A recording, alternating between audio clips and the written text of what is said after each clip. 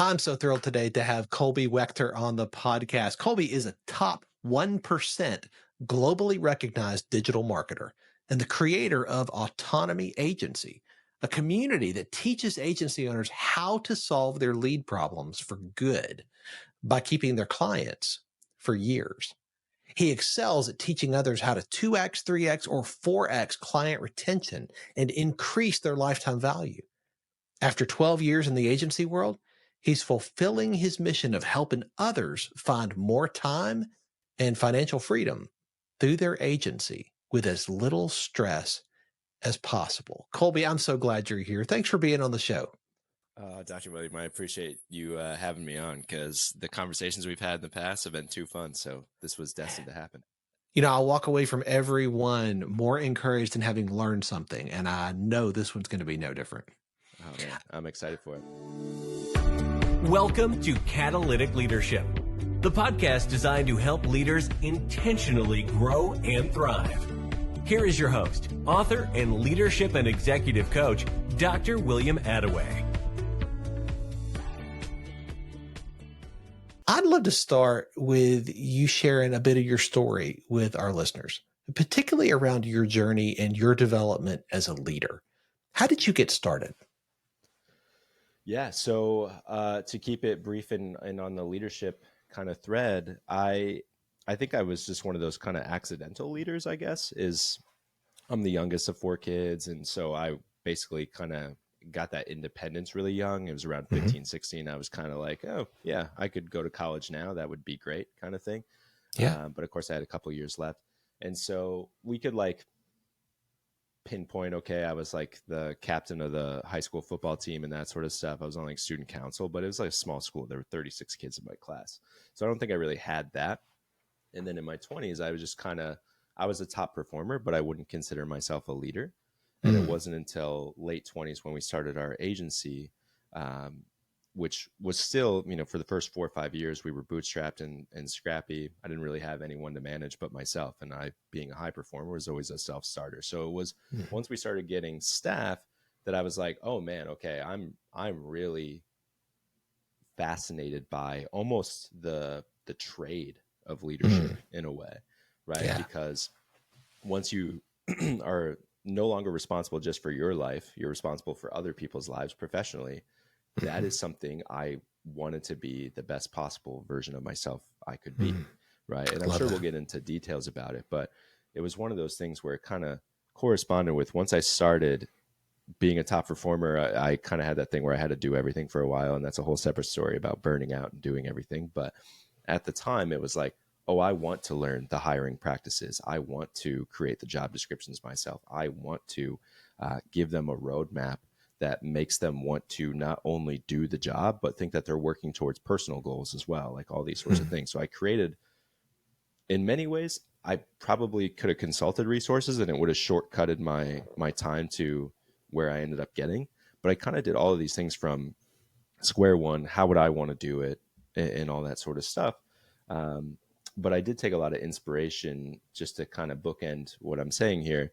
At that time, it was like a lot of Brene Brown, a lot of Simon Sinek, a lot of Adam Grant, all that sort of stuff. And so I kind of, every time I was leading someone, I just asked the question, like, how would I want to be led? And many times it wasn't the easiest amount of work to complete, but it was the worthwhile work, right? So that's kind of my very, very brief story. And then towards the end of the agency, I just jumped from the agency now, which I was a partner in, to start Autonomy Agency, which as of recording hasn't fully launched yet, but is very, very close, because that came to using those leadership skills to impact, right? I had 1,100 marketing clients in my career, but I thought if I could help other marketing agency owners in particular, that expands that impact so much further, because one marketing owner could have 20, 30 clients, maybe even 100.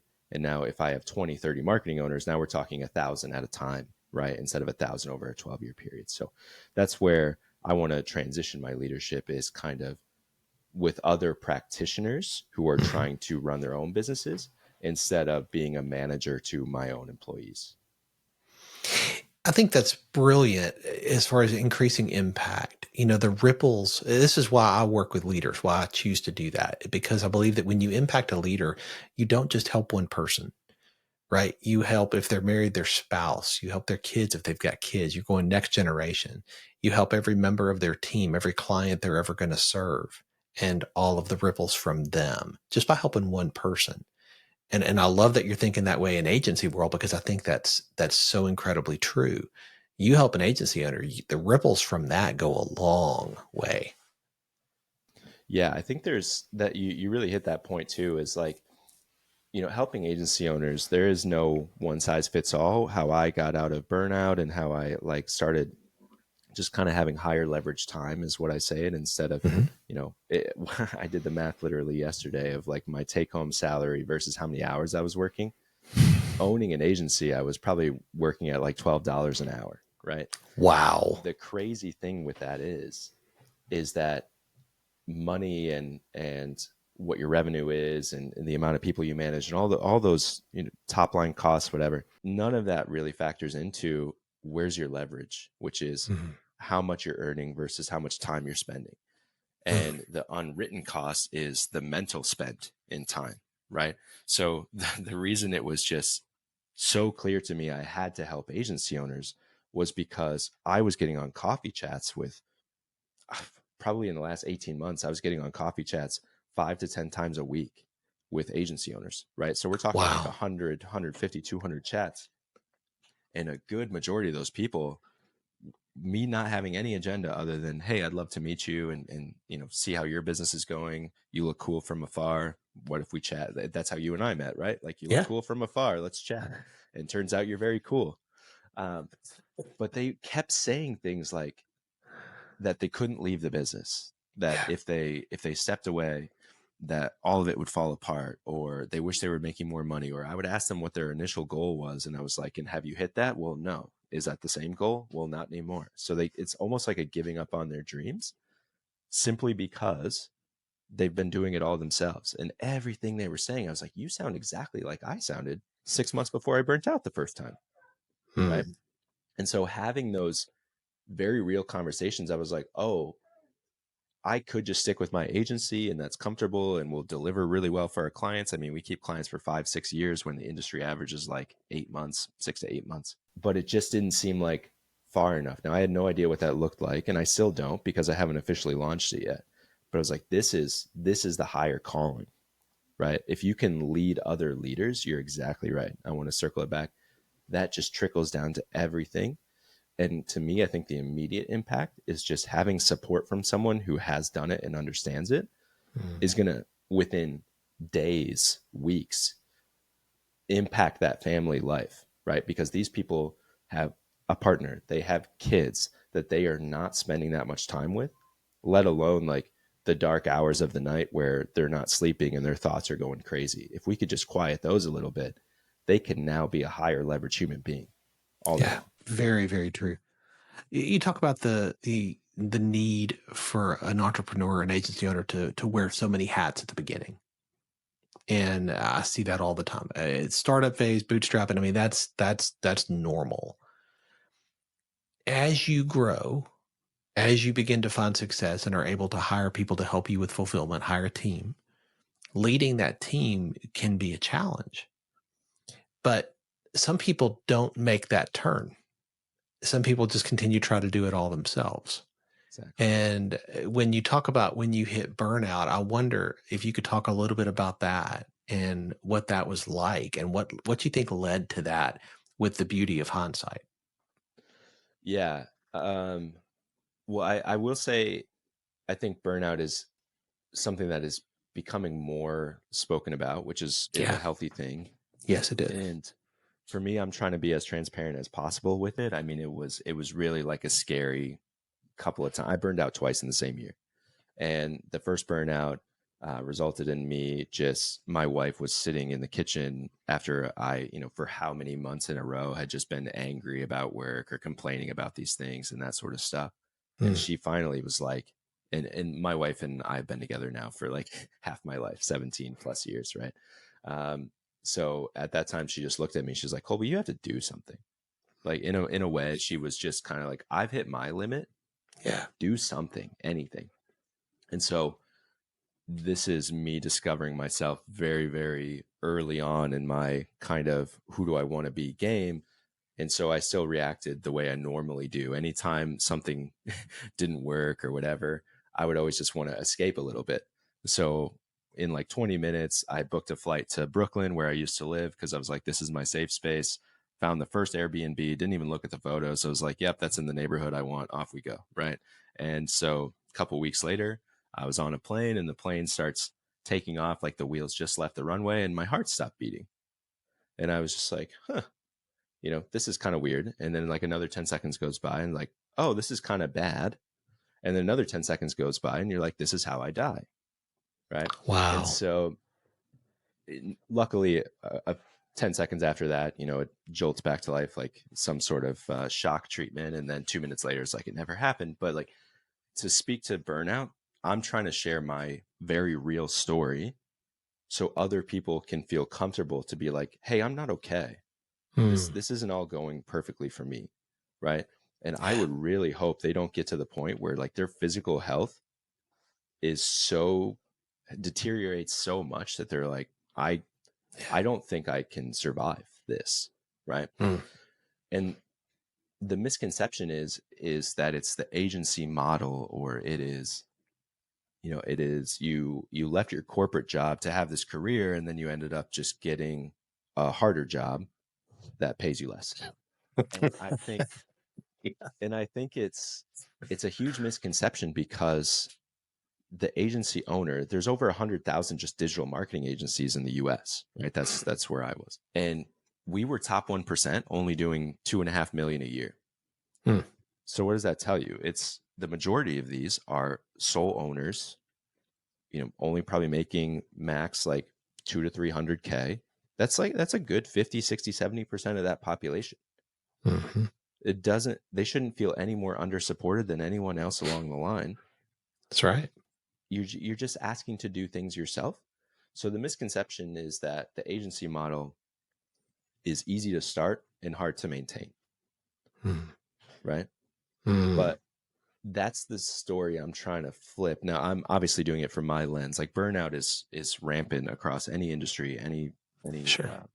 From the C-suite down to entry-level employee. But for me, it's just, there needs to be much more spoken about, okay, if this is how it appears, is it truly that, or is it something else? Right. And so I know I'm kind of going on this tangent, but it's like, I'm really trying to just not convince anybody that they can do it, so much as just shed light on there is something else. Right. All the way down to, I have an agency owner in my inbox today. I've been very open about paternity leave, because that's what kind of snapped me out of it. Right. Getting out of burnout and putting systems in place and that sort of stuff. And he's over there knowing it's possible, because I've been very transparent and done it, and still asking me like, I don't think I can go on paternity leave and leave my agency for 3 months. Like, the place will fall apart without me. So those are the daily kind of battles I want to take on, to say it's entirely possible. It is, because I've done it. You just don't see what it is. So you're not saying it's not possible. What you're actually saying is, I don't feel supported enough to believe it's possible. Right. And that I think is a pretty good candidate for burnout with that. Oh, mentality. 100%. I think it's really difficult to be what you can't see. Exactly. Yeah. And I think for a lot of people, they don't see, oh my gosh, if I'm gone for a week, it feels like I come back to a dumpster fire. If I was gone for 3 months, there wouldn't be anything left, because they haven't prepared. I took a 3-month sabbatical last year. And when I came back, good for you. That's awesome. When I came back, the team, the organization was stronger and better than it was before I left. Yeah. But it took 6 months of preparation to get ready for that.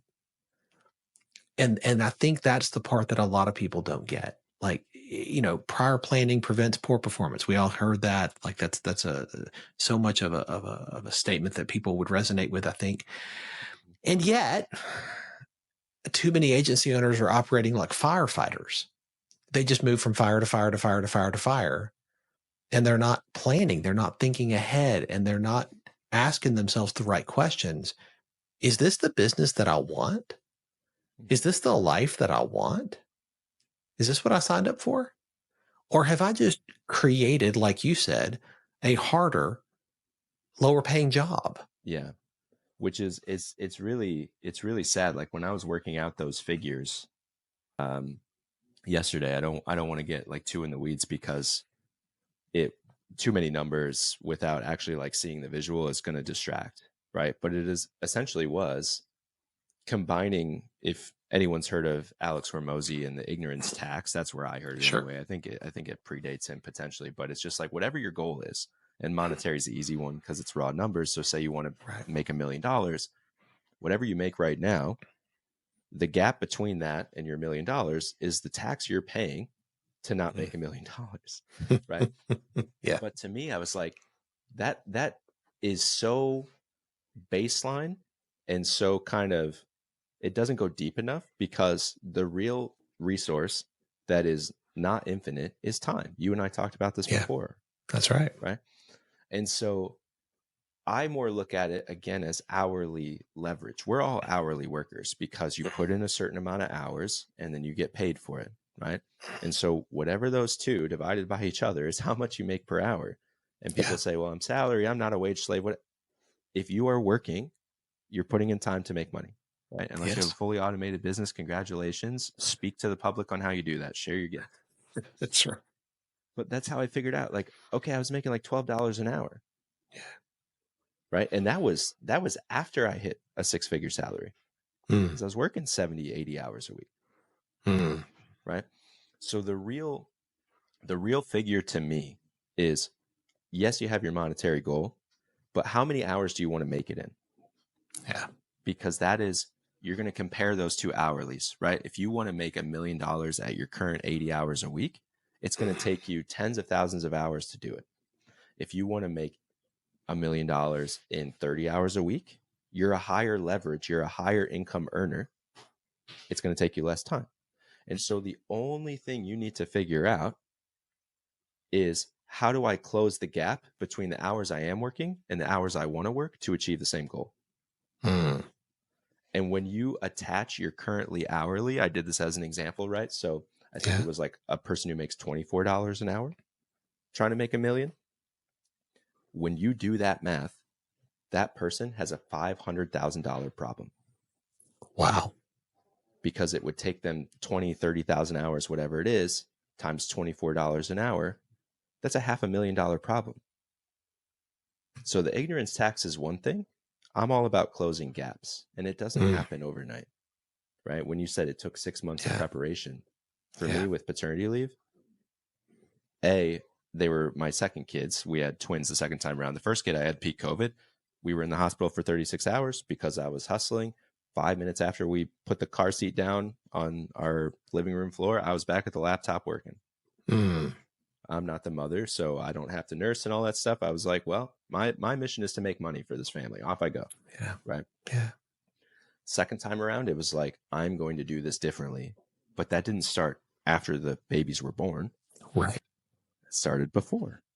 Yes. And so, like you said, I'll say it my way, is like, you don't know what you don't know. I had no idea what 3 months of paternity would look like. But I had to get in my head that I will figure this out. Yeah. And what is business if not like the unknown that you have to figure out? Literally today, I was always organic marketing, so I never ran an ad, right? Have no idea how to do ads. But with my new business and that sort of stuff, I'm trying to learn. I'm trying to do an ad and all that sort of stuff. I spent the last 2 days trying to figure that out, right? It's been the most painful process ever. But no one's making me do it. Yeah. Right. Yeah. And I'll be better off for it. And my advice to anyone who's like, I want to be a better leader. I want to have more financial freedom. I want to be more autonomous and say yes and no to whatever I want. The first step is be like, assume it sucks. Yeah. Assume the way to get there is just constant pain. Like I knew going into this ads thing, my expectation was it's the same thing with kids. My expectation is they're going to be screaming and yelling all day. So when they're not, I am pleasantly surprised. When they are, it's like I'm prepared for this. And paternity leave was the exact same thing. I assumed my employees would fail. I assumed the clients wouldn't be super thrilled because they'd been working with me. Like I assumed all these things. This when assumptions are powerful, it's like assume the worst. And I mean that in the nicest way possible. Because if you know where the bottom is in your brain, it will never be as bad as that. I like that. That's solid. You know, one of the things I love, Colby, that you're doing is, you know, the pain that you went through. Burning out twice in a year is no joke. What you experienced on that airplane is no joke. Yeah. And I love that you are taking what I believe are 3 experiences that none of us would want, none of us would seek out. But you're taking those and saying, how can I leverage what I learned, not just for my benefit going forward, but for the benefit of other people with the community that you're launching for agency owners who are dealing with loneliness, with burnout. I love that you're leveraging those lessons for the benefit of other people. Yeah, thanks. I mean, I'm so interested in just like impact. I have no idea what that looks like. Yeah. Right. And I'm kind of getting anti-goals at this point because we tend to conform to the goals. Whereas like if I want to impact 1,000 people, what if my potential actually allows me to impact 10,000, 100,000, Right. 1 million? So I'd rather not have the goal at all and just focus on what is the next right thing to do to try and impact the most people. And so people who set like monetary goals, I can tell you, I was poor up until like 3 years ago. And compared to many, I'm still like on the lower end, right? Because I'm not the highest earner. And that's every one of those decisions was my own. Just for the record, I burnt out because of me. I said yes to everything. I wrote every word on our website. I was managing 50 clients at a time. Like I was doing all of this stuff. I managed 5 other people. Like I said yes to everything. So I think Warren Buffett said, the most successful people say no to almost everything. Yes. Or like to 90% of things or whatever. Yeah, I learned that after burning out twice. But Uncle Warren is pretty right in that regard. I recommend following his path versus mine. But I can tell you, like with goals, I don't even know how I landed on goals, but whatever you set for yourself, you have to believe that it will be worse or better. But very rarely is it going to be exactly what you expected. Right? When I wanted, all I ever wanted was to make 6 figures a year when I was poor. And I tell this story occasionally, but like when I hit it, guess what happened? Nothing. No fireworks? Nothing. I didn't feel any better. I wasn't like, oh, I hit my goal. Yeah. It's the same thing. Like I would tell my clients, they'd have a website project or something. It's this exciting thing. It's like a present at Christmas or whatever. Right. And the moment the website launches, I was like, congratulations, the real work begins. That's right. And the goalpost moves. Yeah, exactly. And that is all business is. That's why I like Brene Brown so much. She's like, embrace the suck. Yes. Life is so much better when you just are like, this is supposed to suck. It makes the good moments so much better. Right. And it makes you not, as someone, I have a lot of hindsight because I was a very anxious person. And through my burnout, I didn't realize that till post burnout. Right. Like if you know my story well enough, I'll share it really quickly here. It's like, so burnt out, had the airplane thing, spent the entire time in New York that week, just journaling and reading. Right. And thinking like, here's what I'm going to change. Here's what I'm going to change. Thought I changed it. Like 7 months later, burned out again. Worse. My heart didn't stop this time, but I literally thought I was going to die. And so it was December 26, 2022.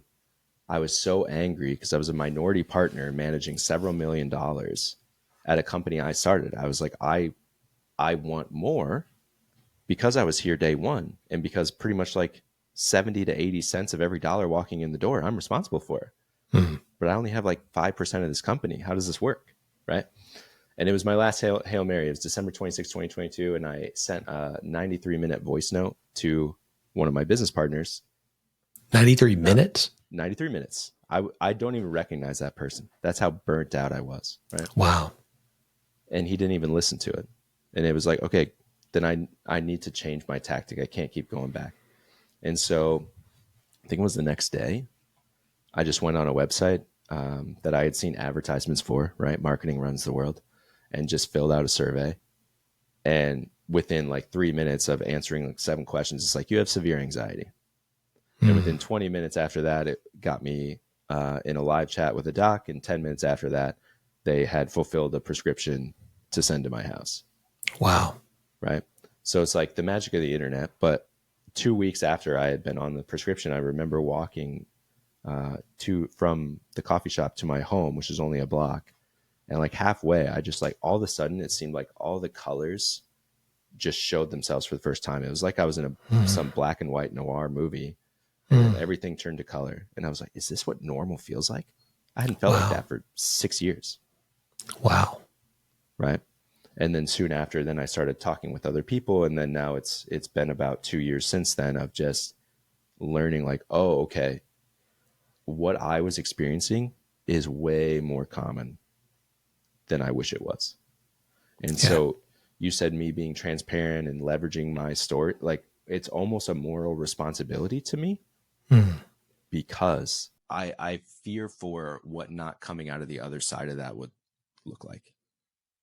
I don't think I'm like was ever predisposed to, ending it all and all that sort of stuff. Like I've always had a pretty strong mental fortitude in terms of like, yeah, life's not fair or fun. That's fine. But I'm pretty sure I would have resorted to other vices had it not been for just a lot of that self-action. Like I had support from my family, but they didn't understand. Sure. And so I think the message I would want to finish with before you ask another question is just like, you definitely need help, but if you are waiting for help to arrive, that's not the way it works. Like you have to, that's why they say rock bottom and stuff, you can only go up, but like you have to have that moment of like, I'm going to change something. Yeah. Right. And for me, it was filling out 7 questions on a website I'd never been to before, but it was like just the knowledge. Oh, I'm diagnosed with something, rightly or wrongly. It just lifted like, yeah, you don't have to hold it all together. You got a serious mechanical problem, man. Now it's time to fix it, right? And now launching a community to help people who are in that spot. Tell me a little bit about what your vision is for that. Yeah. So my vision, I wanted to basically be on 2 really strong pillars, right? Is one, after talking with all these agency owners and also sending surveys and stuff as well, I wanted to like not guess what the problem was. I wanted to know. And the 2 problems that kept revealing themselves was one, everybody is afraid of where the next business is coming from, right? Yeah. So what does that look like on the front end? People say lead gen or sales or whatever. And 2 is it's really hard to do this. Like I'm kind of guessing a lot. This is really lonely. I would ask every single one of them the same question. I said, have you had or do have a mentor to help you who's actually done this before? And overwhelmingly, the majority of them said no. Yeah. Right.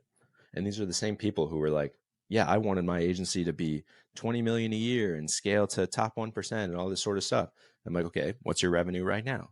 Oh, we're at like 1 million a year. The gap between 1 and 20 million is not talent. That's right. It's not. It's to me, it's belief. That's it. Like it's and systems. And system, exactly. And that's really the pillar, right? So these are the 2 problems: is consistent business and loneliness. And so what am I going to deliver? Well, first of all, I think chasing new business is 10 times harder than maintaining your existing clients. 100%. Even if you don't like your existing clients, if they're price conscious, if they're high maintenance, like I've had 1,100 of them, right? I've had more high maintenance clients than entire agencies personally. yet I could keep them for 5 or 6 years. And it's not my talent. I'm a publicly educated kid from the middle of nowhere. Like this is, I'm not particularly good looking. Like this comes down to what is the client truly after? Speak to that, and then make sure you're delivering it consistently. Your communication is clear. The expectations are very obvious. Clients don't want above and beyond. They want exactly what you promise. Yeah. But if that's open-ended, they don't know what you promised, and so they start thinking up their own. If they don't know when to expect your communication or how you communicate, create their own expectations. Yes. My agency should be calling me at 8 p.m. If you don't set that expectation that you respond, like for my agency, it's very clear. We told every client their first week, you will receive a response, not an answer, because maybe your problem is more complex, but you will receive a response guaranteed by the end of the following business day. You know how many communication fires I had to put out with that one thing? Like none. And if a client would get out of line, I don't want to say get out of line, that sounds dramatic, but if a client would misunderstand, it was very clear. And so I would just reference the previous point, problem solved, right? And so like so many of these people in this space who are burning out are connecting their value to their availability. Yes. They're connecting their value to their talent. They're connecting their value to how many different services they can provide. It's like all of that is distraction from and a direct contributor to how painful your life is right now. One of my good buddies says, if you don't create a business by design, it creates itself by default. These people are running default agencies. They feel too deep where they can't pivot. You can always pivot. Right. And so to me, all of these people, like people making $1 million a year, people making $500K a year, people making $2 or $3 million a year. If you want more, I fully believe there's an extra 20 to 30% revenue sitting in your current book right now that you just need help to unlock. That's what the community is for, is to help them unlock that 20 to 30% in a way that feels seamless and low effort, because I have those systems and I want to teach those systems. But to also just give support. Like, you've never had a sounding board. You've never had a shortened feedback loop because you've been doing everything on your own. You're standing on you island. Wouldn't it be cool if you created a little commune of people who understood you and could chat with them whenever? Like Lord of the Flies style, we're all just hanging out. Like, let's do this, right? So any person I've ever worked with, I'm very clear. It's like, I'm not your sales expert, right? You're a sales expert. You're the killer. But what I am is like, kind of, it's almost like they're cheese that needs to be shredded or something. Like, I'm shredding away all of the barriers that prevents you from being the best killer, the best version of you. Because I'm not a top salesperson. Anyone I ever work with will be a better salesperson than me. But they will know how to use their skills because they have space to use it. They're not distracted with all this other stuff. The system runs itself. The community helps you. Like, I can't think of anything I could have used more than exactly what I'm trying to build when I burnt out twice. If I would have had this, I would have been great. And our agency would have hit 5 million by now. I'm certain of it. Like, it's not even obviously I'm very passionate. I could talk for hours and hours about this, but it's not even a question in my mind, right? It's so clear. And so I know it's unique in a way. Pretty much everyone's promising lead gen. And so that's kind of, if I'm going to create a personality online, it's going to be like us versus them. Like, them is like 20 sales calls a week, 50% don't show up, having to like convince people, all that sort of stuff. It's like, your clients are already paying you. Wouldn't it be nice to make more money without having to even spend more money? You're actually earning already. Shouldn't we just kind of add 20 or 30% to that with proven methods? Yeah, let's do it. Right. So that's the plan, is just kind of, and my hope is, like anyone I've ever managed, like I would tell my employees, I want to help you become a better person, not a better employee, which if I succeed, you'll probably want to do your own thing at some point. You will leave me. It's the same point with this community. Like I would love to work with people for years and years, like I have with clients, but I think this is set up for them to fire me. Like I feel good now. Right. And That's hopefully so good. they go teach the next generation as well. So that's a plan. I love it. Thank you. Tell me about you for a second. Like you are an entrepreneur who has navigated some pretty rough waters that we've talked about. Your team needs you to lead at a higher level today than you did 5 years ago. And your team and your business are going to need you to lead at a higher level 3, 4, 5 years from now than you lead today. How do you stay on top of your game? How do you level up with the new leadership skills that they are going to need you to have?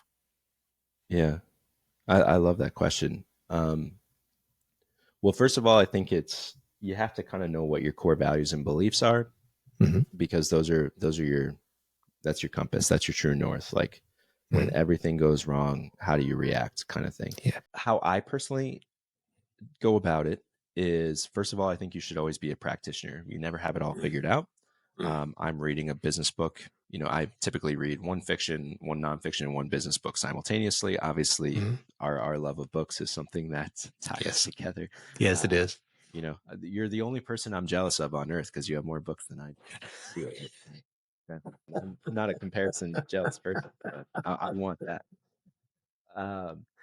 So I think, you know, the practitioner mindset, of course, is like ingesting new information, trying to stay at the forefront as much as you can, but really it comes by doing. And I think doing with humility. So like I said, I just left my agency, but every single one of them, I'm still in touch with them. There was no like animosity with the departure. It was very, very amicable. I'm actually going to still be a consultant for the agency, all that stuff, but all of those people are still like, I'm getting text messages from my staff now, and they're still asking questions like, how would you do X? What should I be thinking here? And that sort of stuff. And that just fills me up, because it's not about, every time I would talk to them, I'd say, it's not about me. Yeah. Right. This is about, I'm essentially a knowledge base. Yes. And so my mission with them was to teach them how to become higher leverage people, which means how to ask better questions, how to put yourself out there, how to not worry about emotions. My favorite saying that I just live by is, I'm addicted to solutions, not feeling good. If I can teach that to other people, and your core beliefs are, I'm trying to be a good person and I'm trying to impact the world, then it's okay if it's a little uncomfortable, because you're addicted to a solution that has a longer term benefit. You're not doing it to be a terrible person, right? So how I lead, again, is using the backdrop of how I was led to how I wanted to change things, was I wanted open communication like nobody's business. So every time an employee would say, well, I don't want to bother you, I'd say, stop it. Stop saying that right now. Yeah. And I would, I'd keep it light. I'd say, obviously, I don't recommend you say you're going to assault your employees or whatever, but I would be like, if you say sorry to bother me one more time, I'm going to come over to your house and I'm going to kick you in the shin. And they would just start like, but it's like those little moments where it's like, hey, I'm human too. I make mistakes. And I would say that stuff all the time, William. I'd be like, hey, just so you know, I make mistakes daily. I make more mistakes than you guys, because I'm constantly trying to improve. The only difference is you don't think I make mistakes because you're not looking. That's right. Right? Like that's not a me thing. That's a you thing. And I want to make so many mistakes in a positive way, because you're trying new things and you're trying to learn, that I want you to be able to see those obviously. Like my mentor I have now, he says everything he's trying to produce content wise is like art, right? It's stretching him so far. And like 90% of the stuff he's produced, I think is amazing, because you can see someone trying to get better. His last video he did on YouTube, I'm like, this is terrible. This is crap. But you know what? It doesn't matter, because it's the same remit for all of it. He's trying to create art and he's trying new things. Yes. And so how I lead other people is to basically like constantly ask questions like, just to tie this up, is anytime a staff member asks me like, what should I do here?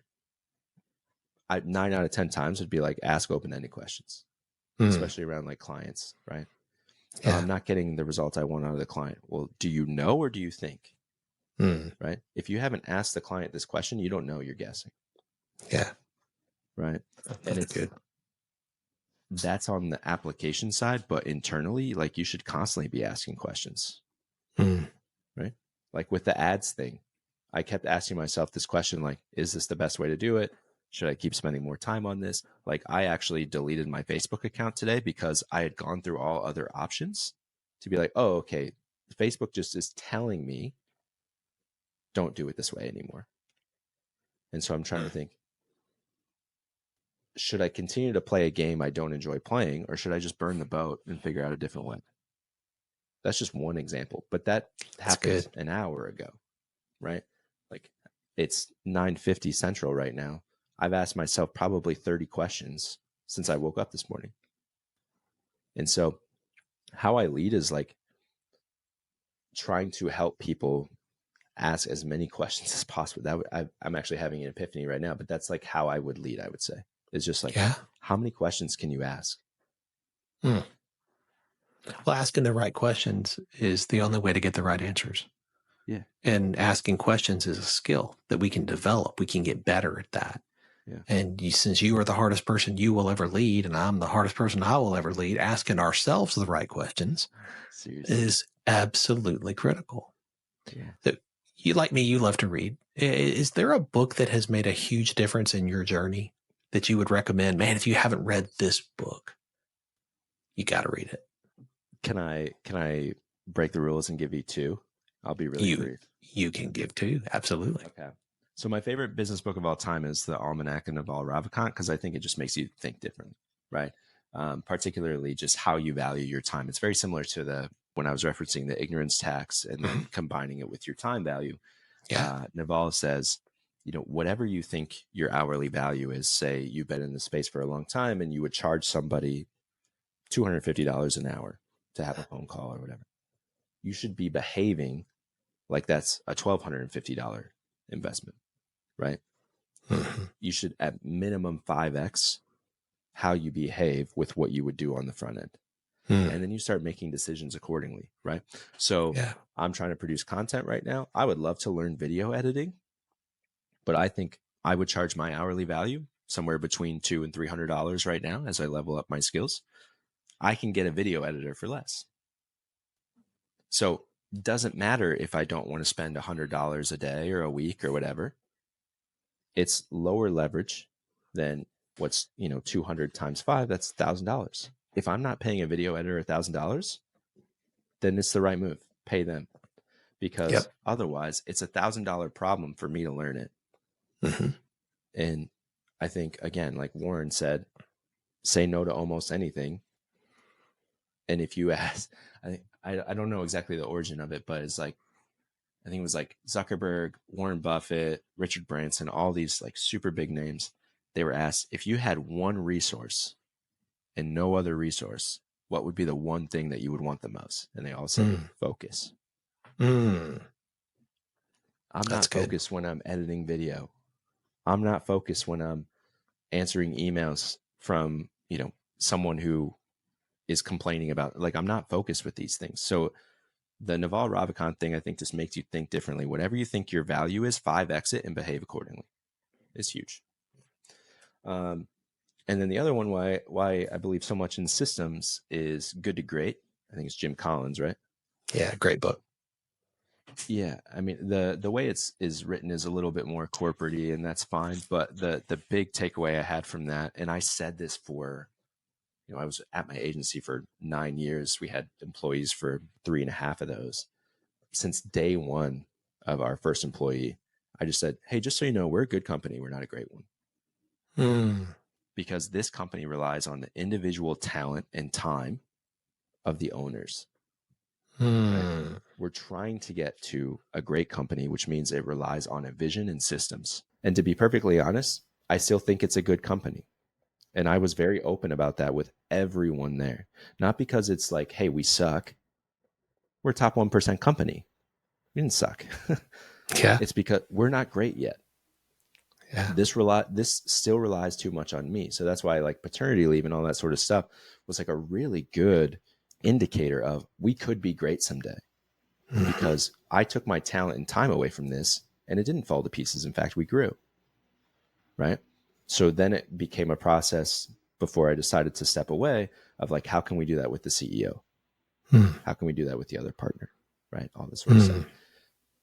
I think they can absolutely be a great company someday, and I wouldn't have left unless I thought they were in really good hands without me.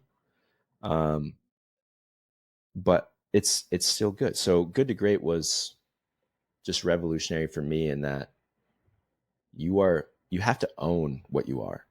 Yeah. You can say we're a great company, we have a great culture, and please never say your employees are a family. Ugh, that's not what it's about.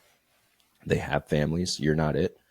But there are clear indicators of, are you headed towards greatness or not?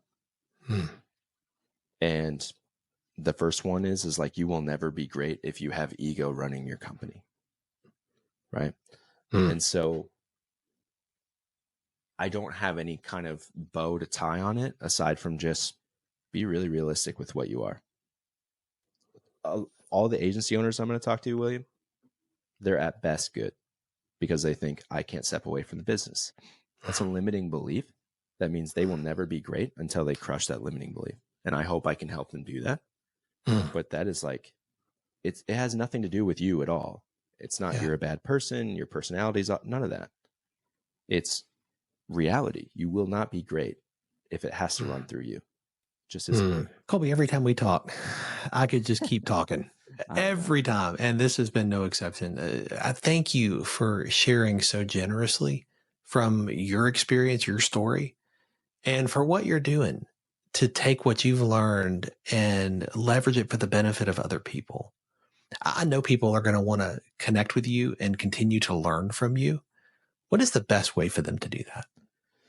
Yeah. So, Colby Wegter, I'm the only one out there. It's Colby like the cheese and then Wegter. So you just Google that, you'll find anything. I post on LinkedIn every day because now I've left the agency and I'm all in, growing wings on the way down to help as many agency owners as I possibly can. The website for my community is autonomyagency.com. And then I am also trying to be as generous as possible, like you said. And so I'm trying to provide concepts on YouTube pretty much once or twice a week, just a bit longer form, if that's your sort of thing, to learn the systems that I've used to, I wouldn't say defeat burnout. I think once you're burned out, you're just recovering. You never fully beat it. But to get from that point to enjoying every single day, whether there's a ton of money in the bank or not, knowing that you're headed in the right direction, YouTube would be a really good resource for anyone trying to grow with less stress. And we will put all those links in the show notes. Amazing. And I'm so honored to be here. Thank you so much for inviting me on, because the only downside is I wish we could talk for 3 hours, but I don't know how many people would listen the whole way. So it's good. It's good we have a constraint. This is good. Colby, thank you again. Thank you so much. Thanks for joining me for this episode today. As we wrap up, I'd love for you to do two things. First, subscribe to this podcast so you don't miss an episode. And if you find value here, I'd love it if you would rate it and review it. That really does make a difference in helping other people to discover this podcast. Second, if you don't have a copy of my newest book, Catalytic Leadership, I'd love to put a copy in your hands.